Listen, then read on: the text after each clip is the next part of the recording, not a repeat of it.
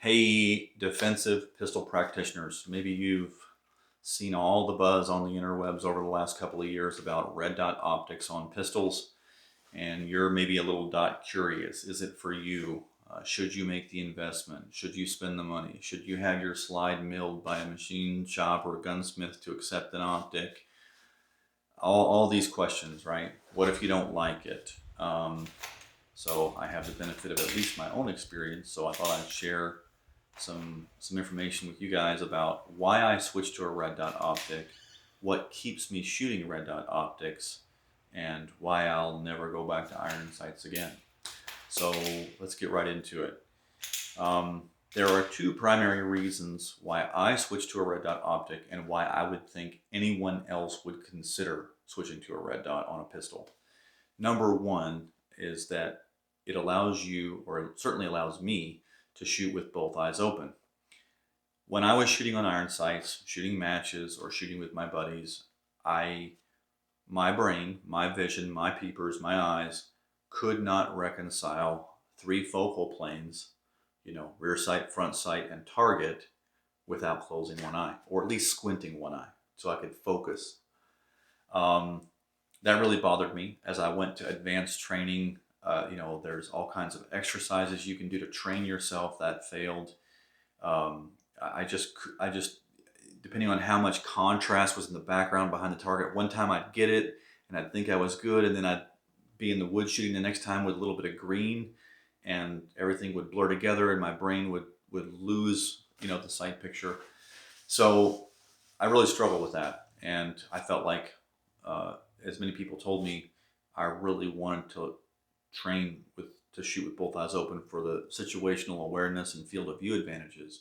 So I knew I wanted to be able to shoot with both eyes open, and I'd always heard that with an optic, a pistol optic, obviously non-magnified, you can do that. So I ordered my first RMR, decided to give it a try. I held that RMR, just the raw optic, up in front of my eye before I mounted it, and I just got a big grin because it makes sense. Then I put it on the pistol, presented it out the first time, and I was like, my brain can get it. I can see the target perfectly. I see the dot perfectly.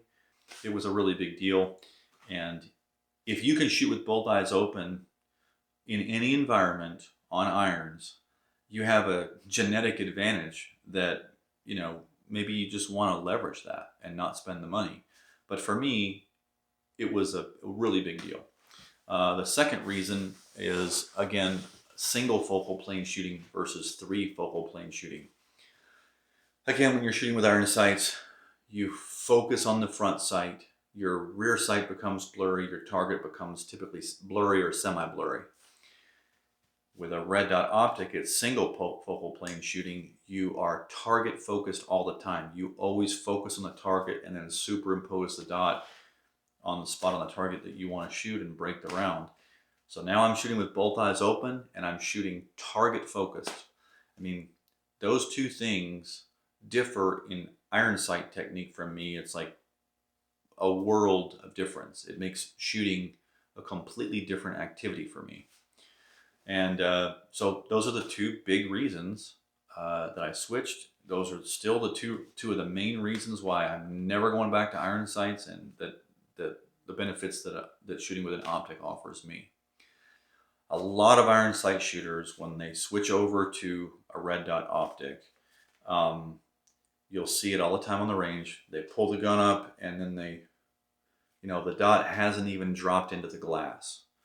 They can't find the dot. They can't find the dot. It's probably one of the most frustrating experiences. And that's why you also hear a lot of guys say, oh, I tried a dot and I went back to iron sights. Well, once you get good on a dot after you train, my experience is iron sights will seem like the most archaic, prehistoric way to aim any weapon system that you can't even imagine we ever did it.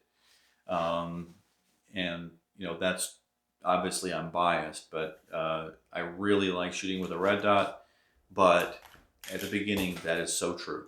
Like when you first bring up your gun, you got to search for the dot. Well, that's because of a lack of refinement in your presentation. In training to get the optic, to get the dot in the optic, I refined my presentation 10 times better than I would have ever refined it if I was still on iron sights. So in essence, what I'm saying is a Red Dot Optic has drugged my excitement over the Red Dot, has drugged me along and made me a much better shooter now that I have a refined presentation.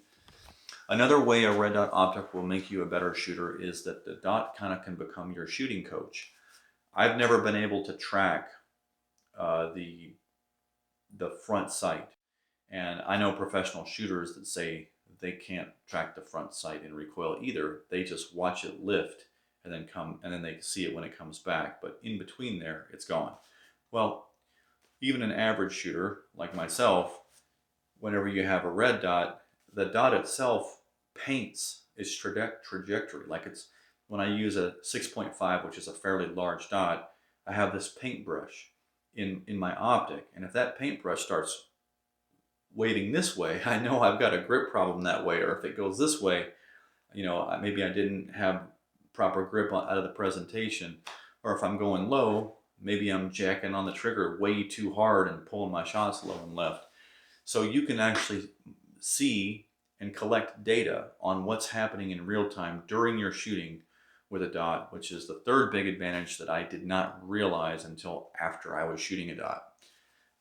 And again, that's a feature over iron sights from my experience that makes a dot more valuable. So obviously there's cost involved. Obviously there's a learning curve, but my experience in switching from iron sights to a red dot has been all positive, and I'll never go back.